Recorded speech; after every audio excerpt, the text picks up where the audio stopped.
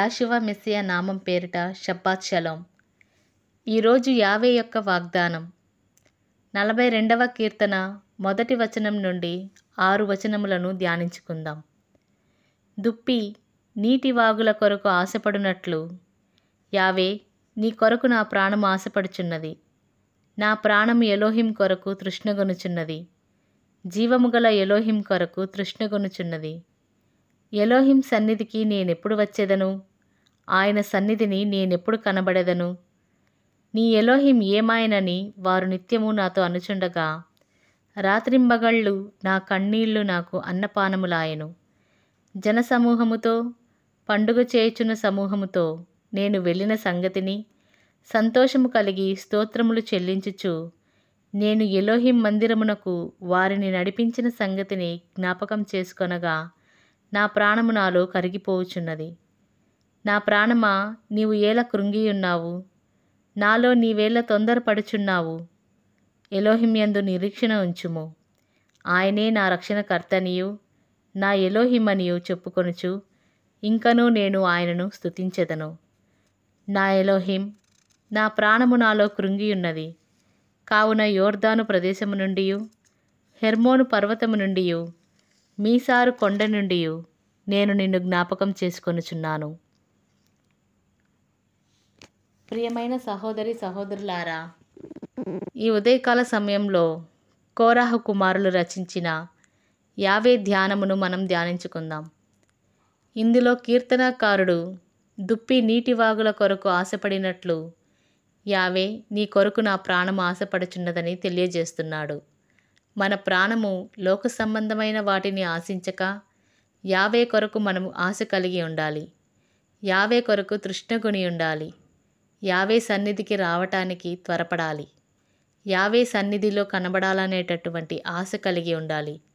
ఎందుకంటే అన్యజనులు నీ ఎలోహిం ఏమాయనని నిత్యము నాతో అనుచున్నప్పుడు, రాత్రింబగళ్ళు కన్నీళ్లు నాకు అన్నపానములాయెను అని కీర్తనాకారుడు చెప్పుచున్నాడు.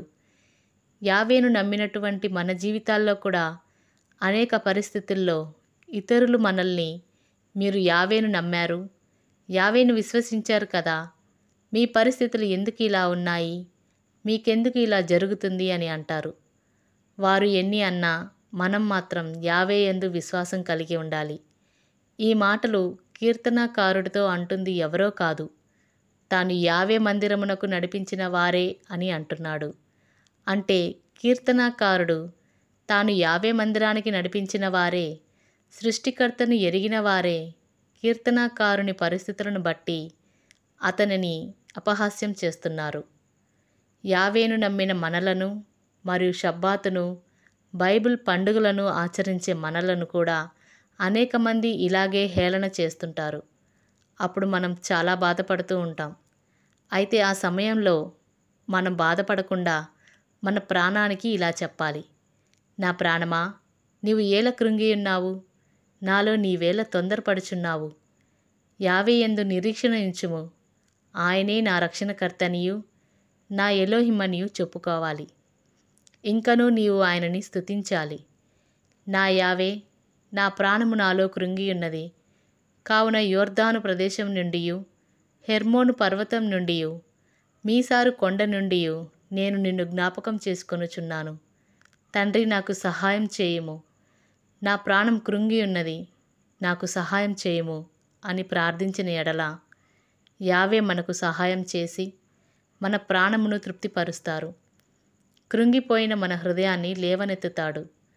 ఆయన యందు నిరీక్షణ కలిగి ఉందుము. అపహాసకులు కూర్చున్న చోట కూర్చుండకూడదు అని 1 కీర్తనలో వ్రాయబడి ఉన్నది. అంటే అలాంటి వారితో సహవాసం చేయకుండా యావేతో సహవాసం చేయాలి.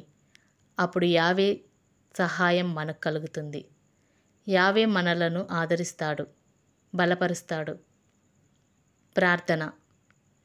సర్వాధికారి అయిన మా తండ్రి, నీ కృపను బట్టి ఈ ఉదయకాల సమయంలో దుప్పి నీటివాగుల కొరకు ఆశపడినట్లు యావే మీకోసం నా ప్రాణం ఆశపడుచున్నది.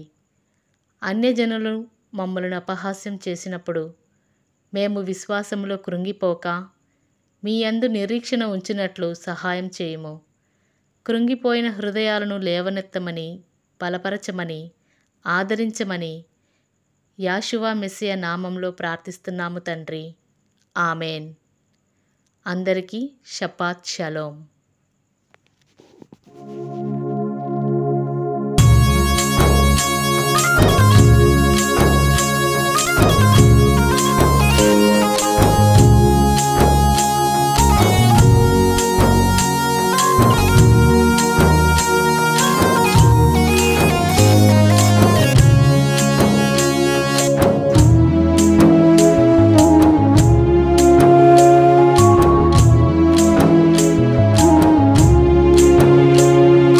నిజముగా మీరు నేను నియమించిన విశ్రాంతి దినములను ఆచరింపవలెను.